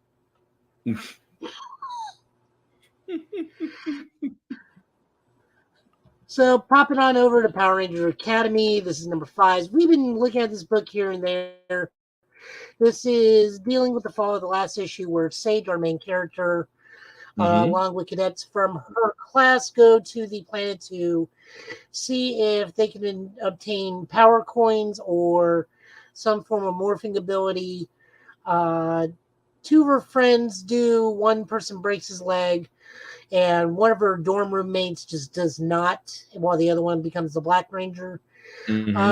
Sage, for whatever reason, gets the Green Ranger abilities, which no one talks about the Green Ranger and the 6th color, which no one talks about. And potentially she may have both the green and white coin. That was A little unclear Yeah. on which one she had, because she had 2 lightning bolts, but I wasn't like quite sure. But she's definitely the Green Ranger because all of her text boxes have now shifted to green. But no one talks about the 6th house, and it's potentially forgotten. So she like, oh God, something's wrong with me. So this has been a pretty interesting chapter. The book is still very, very interesting to read. The only problem I'm really going to hate is they're going to end up doing a liar revealed plot here soon because she's passing it off because one of her friends is very down on herself that she did not get the ability to morph. So she's playing off as like, nope, didn't work for me either. We're best buddies. While the other one that got the Black Ranger ability is like, so like, are you moving out to the black chroma house? Like, Right. nah, we don't shift until 2nd year. We're still 1st years. That's still interesting, but no, it was a little bit long. I will say this issue was a little bit long, but I mean, there was it's a still ton of info dumping. Yeah. Especially with the teacher that knew her dad. Man, that thing was just like, are you just like Space Billy Cranston or what? Right. Moving on over into Marvel, we got Doctor Strange, written by Jed McKay and art by Pascal Ferro with colors by Heather Moore. So, remember when D&D was 1980 Satanic Panic? That is literally the plot of this episode because he even brings it up. Supposedly, they found the one copy of some random kids found the one copy of D&D, which actually does leave a portal to the human realm that makes the whole city of New York into a game, and Doctor Strange must assemble a new era of secret defenders. According to the board game rules. So he is the sorcerer. He must get a warrior, a priest, and a thief. So we get Taskmaster, Hunter's Moon, and Black Cat. That is still interesting. And the fact that the costumes afterwards, it's like, hey, we got to play by the world's rules. Taskmaster was all... It was his wife. It's like, who are these horrible people? Why do you know another one with white hair? And then Felicia opens her mouth. She's like, never mind. She is horrible. He's like, she was her. You want to talk about somebody was arrested assured? That was funny. She's like, never mind. I thought, like, oh, she's no threat to me at all. Good God. But no, it was definitely funny. Taskmaster was the one that was gung-ho about everything. Taskmaster. Taskmaster was like, oh, cool. It's just hack and slash? Cool. I was like, I like his actual reasoning, too. It's like, oh, I just got to go in and do this. Like, wait, you're joining just like that? It's like, oh, yeah, no, you don't get it. Villains will pay me money and just leave me out there to rot. But if you guys need me, which I've worked with you guys on the right side of the law before, remember Avengers Academy, you won't allow me to die because it will be like on your conscience. And it'll be like, oh, he was a villain, but he didn't deserve it. Oh, woe is him, the cruel devil. But it's funny where it's like, God dang it, his logic makes sense. It's like, God dang it. It's like you can't really leave him because you'll have that survival skill. And he's like, and that's what I'm banking on. It's like that's why you'll let me die. But no, I want to keep up with this because I really want to see where they go with this. It's like it's D&D with Doctor Strange, but it works. Somehow it works.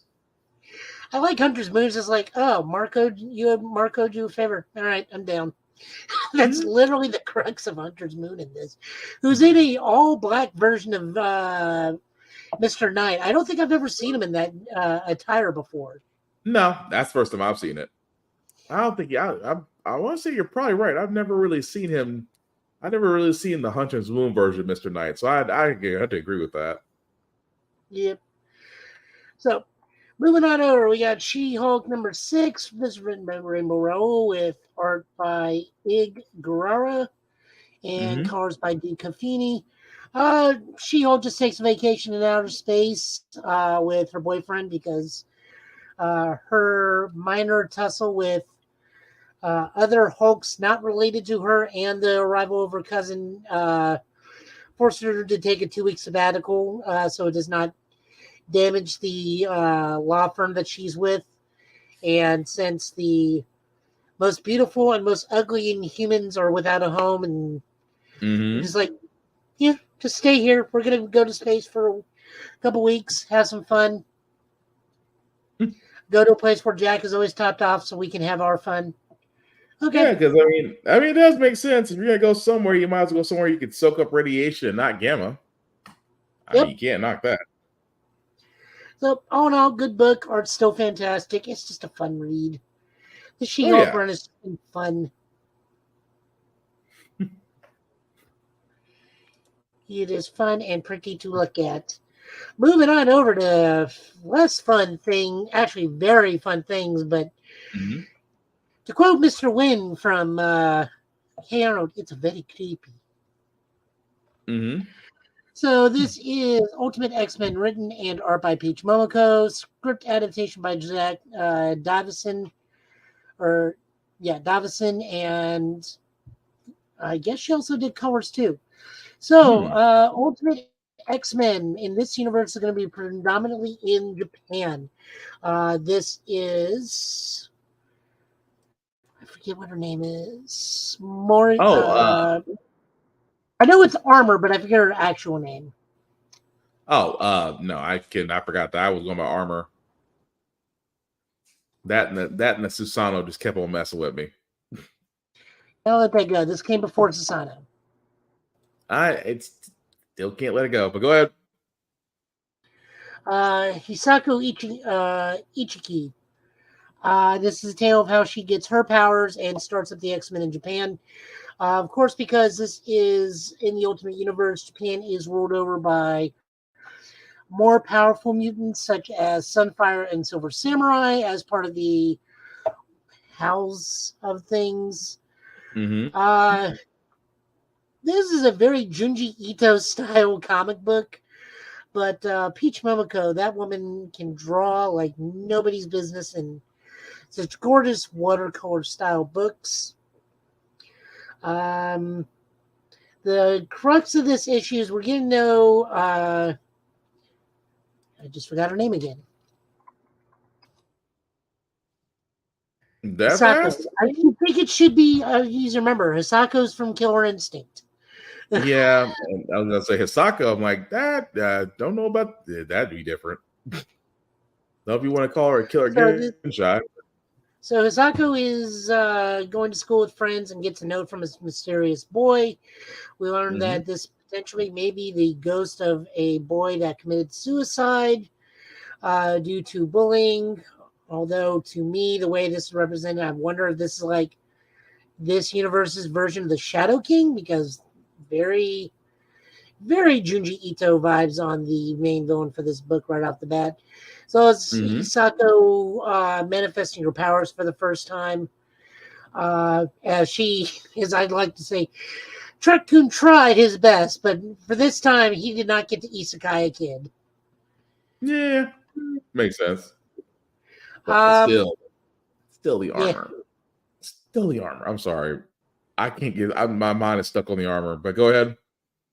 I do like that the book also gave a lexicon about certain things in Japan, such as the Amore, various type of terms, what the representation of the second button off a male student uniform is, the 5 yen coin, the Gator sandal charm, the flute charm, the fan-shaped charm.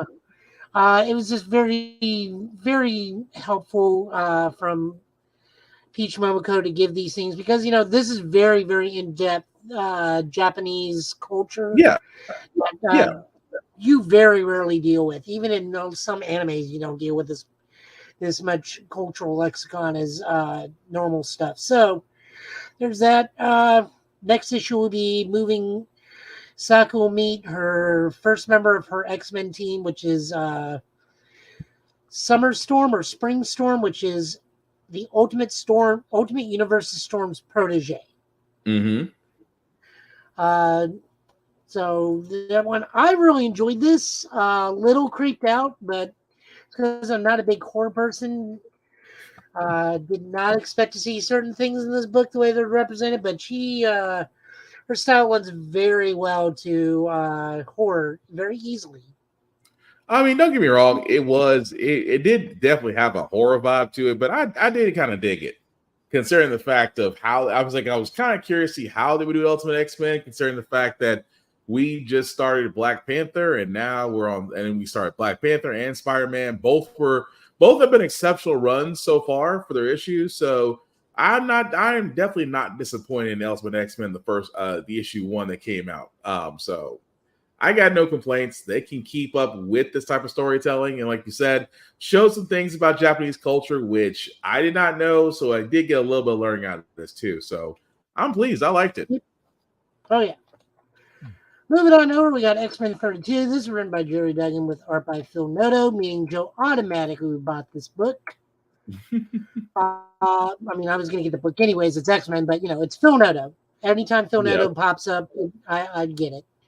We're just taking a peek in. The fall of Orchis is still going on. We see where Lockheed's at. We're getting in touch with one of my favorite people of the X-Men, Magic.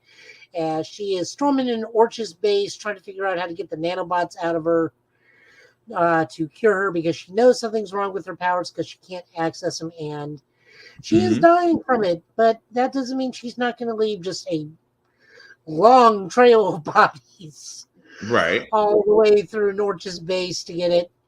I love that Polaris comes in still holding a cup of coffee. I wonder if that's the same cup of coffee she had last time from Fall of X number 2, where she shows up in nowhere and raids their canteen. If it is the same one, for it to be terrible coffee, she's still sipping on that same cup. Look, beggars can't be choosers. I drink hospital coffee all the time. I still have never heard of lines prior to Royal Coffee until I worked in the hospital. Stuff is terrible, but drinkable. As long as you put half a cup of water in there. Damn, that's kind of bad. Oh, it's rough. The other thing we learn is Emma is rolling around trying to free more mutants with her wonderful wedding gift from Tony, her repulsor ray brass knuckles, where I'm fairly certain she murders 2 people in this issue. Oh, yeah. That did kind of look like that was a fatality. I'm not going to lie. Oh, yeah. It looks like she just vaporized the upper torso of 2 people with her knuckles. I do like this, it's Emma Frost. We got psi inhibitors and everything. We're fine. Oh, darling. It's like, oh, well, I mean, they protect against blast. They place a repulsor blast. It's not even the stun version. The wild part is it wasn't even the stun version. It was the full-on just, I'm throwing everything at you version. Just, Jesus. That's the Marvel vs. Capcom. Here's one for baby. Yeah. I'll put it that way. About right. Always a fantastic book. God, I love this stuff so much. But it's especially good because wonderful art. It's my favorite character. It's most of my favorite characters in Polaris and Magic. So I like how they discuss why they weren't at the gala. It's portal fritzed out. I couldn't get there. What about you? Depression. Feel bad about not going. Now I'm glad I didn't. It's like talk about dodging a bullet, literally. By the way, also, guys, seriously, depression is not something to laugh about. But in this thing, it was a humorous way to address something. But we do recommend to seek help and assistance if you are dealing with depression. Please not do the Deadpool version. Yes, please not do the Deadpool version of laughing, of using humor to hide real pain. So we just got to throw that out there. And then Book of the Week, Spectacular Spider-Man. This is written by Greg Wasman with art, thankfully, by Humberto Ramos. Inker is Victor Olazaba, coloring by Edgar Delgado.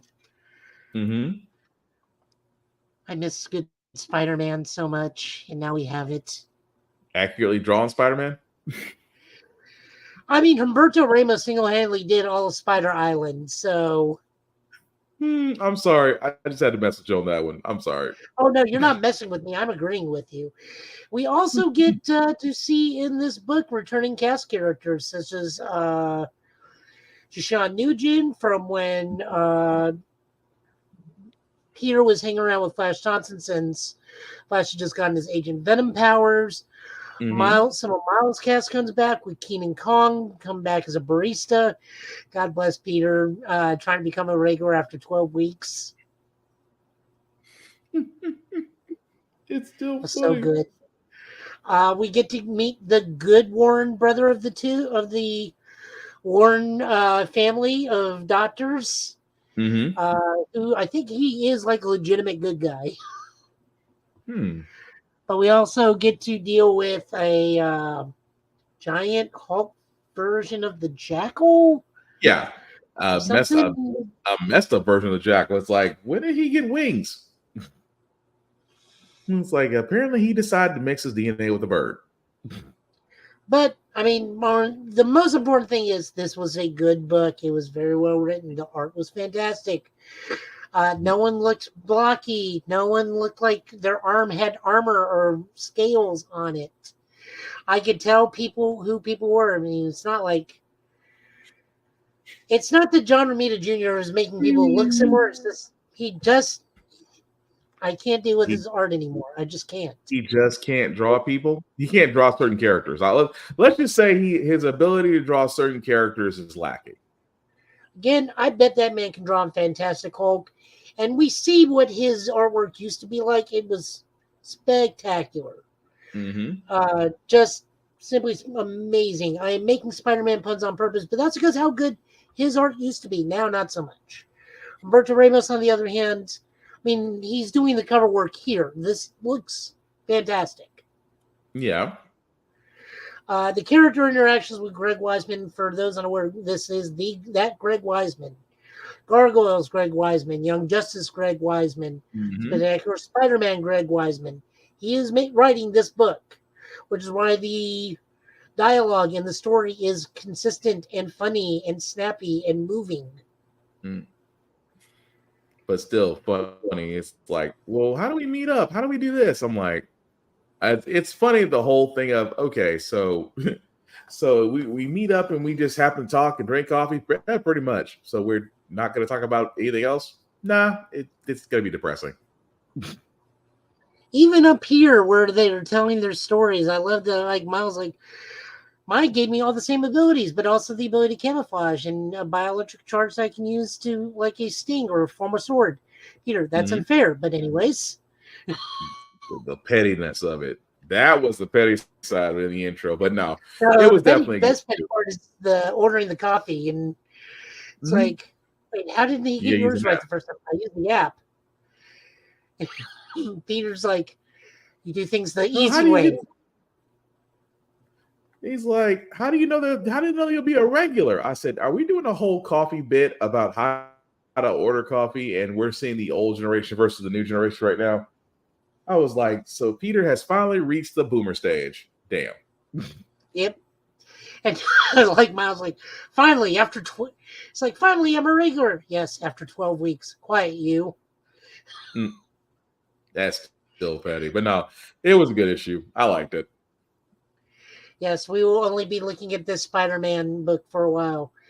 At least until the Ben and Kane book come out. Yeah. I think is the next storyline, so now we actually have to read the next Spider-Man stuff. Crap. Oh well, it's for Ben. I'll support it.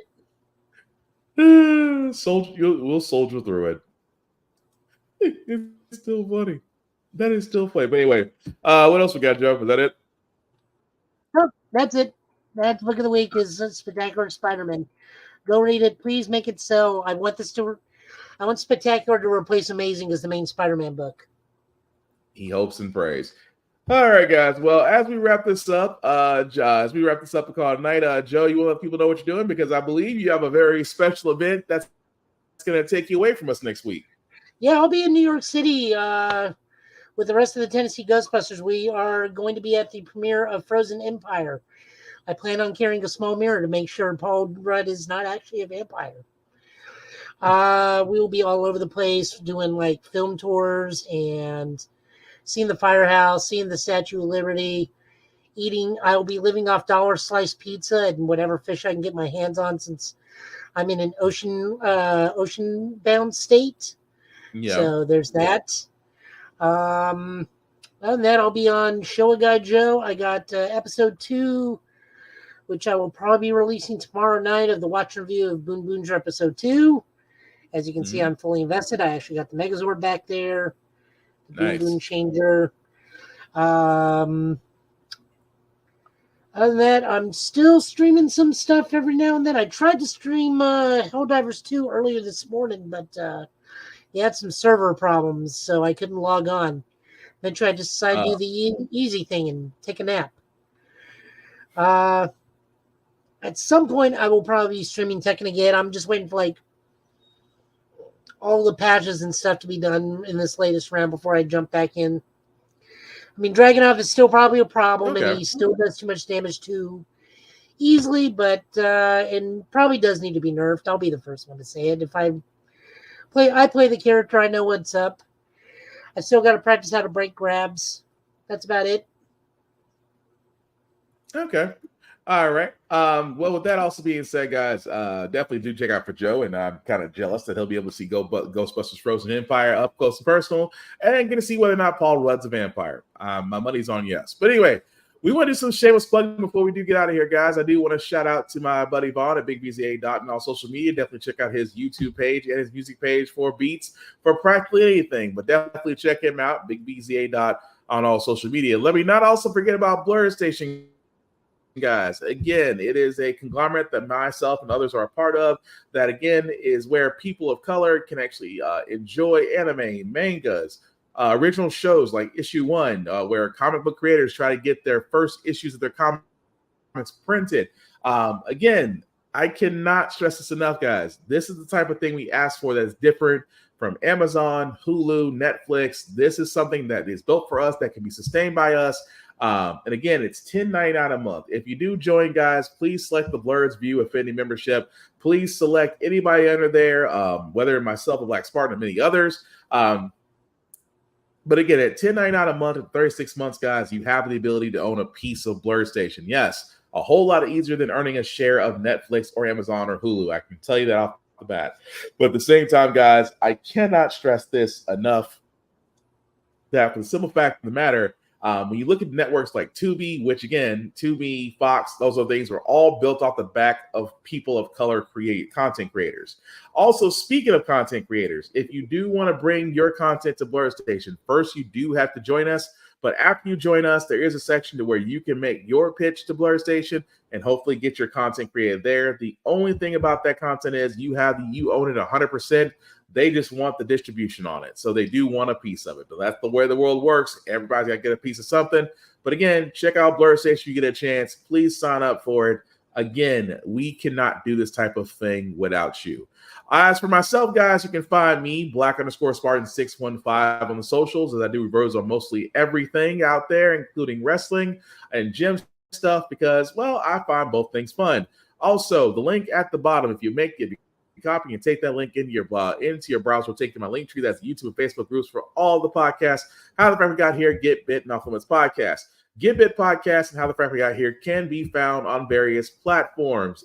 Almost every platform to where you can see or hear these podcasts, you can definitely find them there. And much like PBS, guys, I cannot stress this enough. We cannot do this without you, without your support, without you liking, following, turning on your notification subscriptions, telling people about it. Word of mouth is the greatest weapon that we have against the algorithm. And trust me, we need all the help we can get, because it's no longer Black History Month. So the algorithm has decided to turn its ugly head and go back to normal. But if you like our show, please let us know. If you don't like our show, we still want to know. But at the same time, we want to know everything that we've talked about, and the trailers that we talked about, the comics that we talked about. We still want your opinion, guys, on everything here, because that's what we do. We continue the conversation with fandoms. And like I said, follow us, let us know what you think, and we go from there. But as we wrap this up, guys, we will definitely be back here, same Get Bit time, same Get Bit channel. Joe will probably try to see if he can sneak in something while he's up there in New York for the Ghostbusters Frozen Empire premiere. We'll try. If not, then he'll be back with us the week after next to explain everything that happened up there and whether or not Paul Rudd's a vampire. But as far as the show, guys, we'll be back here, same Get Bit time, same Get Bit channel. And again, all we ask for us, guys, is share what you know, share the show. Let us know. That's all we ask. But Joe, any last words we call tonight, sir? I'm very tired. I mean, I can understand it. But the last thing I'll say about basically the last thing we'll say about Give It Podcast, guys, it's all about fandoms. We know them, we love them, we share them, we debate them, we form our lives around it. If you haven't seen that, I mean, the Akira Toriyama Dragon Ball commercial is a shining example of how we treat our fandoms. And the thing about our fandoms is we love them, we protect them, but we do not want to be toxic gatekeepers. We don't want to down somebody whose opinion is different than ours. We simply love it, acknowledge it, and accept it, and try to bring others into it. Because basically, fandoms are like a big-ass club. We want everybody to join and have fun with it. That's all we ask for. In the words of Will Wheaton, don't be a dick. But with that being said, guys, we're definitely going to call tonight. We thank you all who watched, who liked, who shared, who let This Is Notices live. We certainly appreciate it all. We will definitely see you guys back here next Friday. Take care of yourselves and each other, and we will get through this. Hopefully you guys have a nice little weekend. For all those that are enjoying spring break, be safe, have fun. We'll catch you later.